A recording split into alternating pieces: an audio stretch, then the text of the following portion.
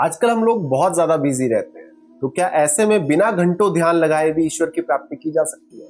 तो इस सवाल का जवाब भगवान श्री कृष्ण ने आज से 5000 साल पहले गीता जी के चौथे अध्याय के श्लोक 28 में ही दे दिया था, जहां भगवान श्री कृष्ण कहते हैं कि हर इंसान की बनावट अलग अलग है, इसलिए हर किसी के लिए सेक्रीफाइस यानी कि यज्ञ का तरीका भी अलग अलग हो सकता है।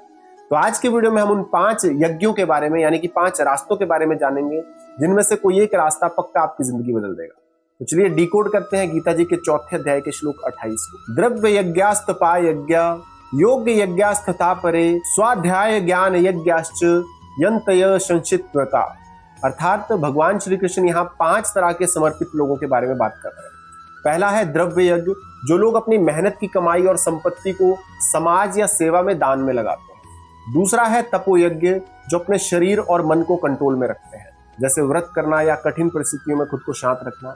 तीसरा है योग यज्ञ, जो प्राणायाम और अष्टांग योग के माध्यम से अपने मन को कंट्रोल में रखते हैं।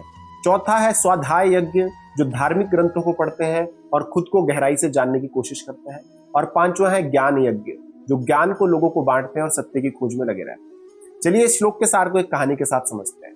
एक गुरु के 4 शिष्य थे और चारों ही भगवान को पाना चाहते थे, लेकिन चारों का स्वभाव अलग था।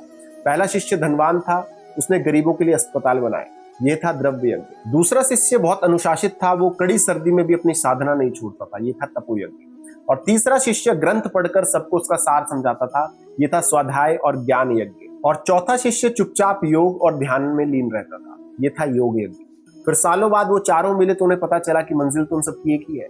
तो गुरु जी ने उन्हें समझाया कि जरूरी नहीं है कि तुम कौन सा यज्ञ कर रहे हो, जरूरी ये है कि क्या तुम उसे कंसिस्टेंसी के साथ फॉलो कर रहे हो या नहीं। तो सीख ये है कि दुनिया को दिखाने के लिए कुछ अलग करने की जरूरत नहीं है, आप जो हो वही करो, बस उसमें निस्वार्थ भाव जोड़ दो, तो आपका हर काम यज्ञ बन जाएगा।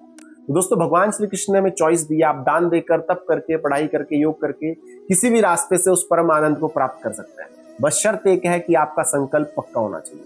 तो इनमें से आप कौन सा रास्ता चुनना चाहेंगे, अपना आंसर कमेंट करें। और क्या आपको पता है कि इन 5 यज्ञों के अलावा एक यज्ञ और है जो आपकी सांसों से जुड़ा हुआ है? तो क्या है वो यज्ञ और कैसे काम करता है, जानने के लिए अभी हमारे चैनल ज्ञान के स्वास्थ्य को फॉलो कर लें। और अगर आपको इस वीडियो से कोई सीख, कोई प्रेरणा मिली हो तो वीडियो को लाइक और शेयर भी जरूर करें, ताकि औरों तक भी ज्ञान पहुंच सके। और कमेंट बॉक्स में जय श्री कृष्णा जरूर लिखें। तो आज की वीडियो में इतना ही। अब जल्द मिलेंगे अगली वीडियो में गीता जी के चौथे अध्याय के श्लोक 29 के साथ। तब तक के लिए जय श्री कृष्ण।